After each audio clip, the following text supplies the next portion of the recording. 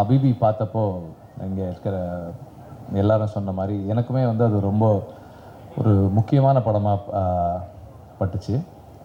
இது ஒரு முதல் சினிமா அப்படின்ற மாதிரி இருந்தது. தமிழில் இந்த ஸ்பேஸில் ஒரு ஃபில்ம் இது வரைக்கும் நம்ம பார்த்ததில்லை.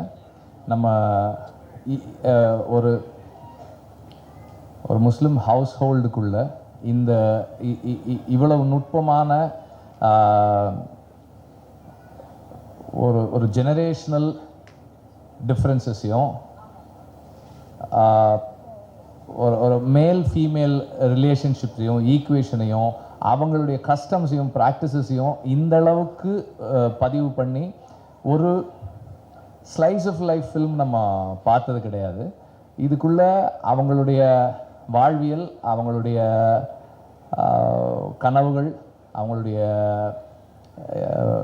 இழப்புகள், வலிகள், சந்தோஷங்கள் எல்லாமுமே இருக்குது. அண்ட் இது ஒரு ஒரு பீரியடுக்குள்ளே இருந்து பேசுகிற ஒரு படமாக இருந்தாலும் இன்னைக்கு வரைக்கும் ரெலவெண்ட்டாக இருக்கிற ஒரு ஃபில்மாக இருக்குது இது.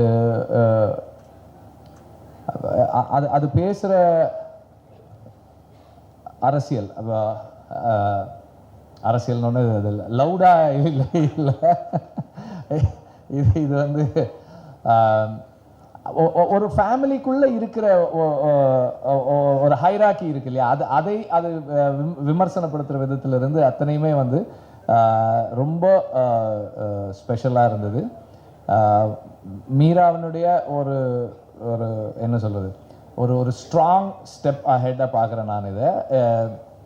அவர் இங்கேருந்து இன்னும் மேலும் ரொம்ப ஸ்ட்ராங்காக தொடர்ந்து ஃபங்க்ஷன் பண்ணுவாருன்னு நான் நம்புகிறேன். அண்ட் இந்த படத்துடைய காஸ்ட் வந்து ரொம்ப ரொம்ப ஸ்பெஷலாக நான் ஃபீல் பண்ணுறேன். ஏன்னா இதில் இருந்த ஒவ்வொரு மனிதருமே எனக்கு வந்து ஆர்டிஸ்டாகவே தெரியல, அந்த அங்கே வாழ்ந்த மனிதர்களாகவே தெரிஞ்சாங்க. எனக்கு கஸ்தூரிராஜா சாரை முன்னாடியே தெரியுன்றதால தான் வந்து அவரை நான் வந்து கஸ்தூரிராஜா சார் நல்லா நடிச்சிருக்காங்களே அப்படின்ற மாதிரி இருந்தது எனக்கு. இல்லைன்னா அந்த குடும்பத்தினுடைய ஒரு தலைவனுடைய அந்த அவருடைய அக்கறைன்ற பேரில் இருக்கிற அந்த ஈகோவும் அதுவும் எல்லாமும் சேர்ந்து அவர் வந்து அந்த கதாபாத்திரமாகவே இருந்தார். அண்ட் எல்லாருமே அப்படி தான் இருந்தாங்க.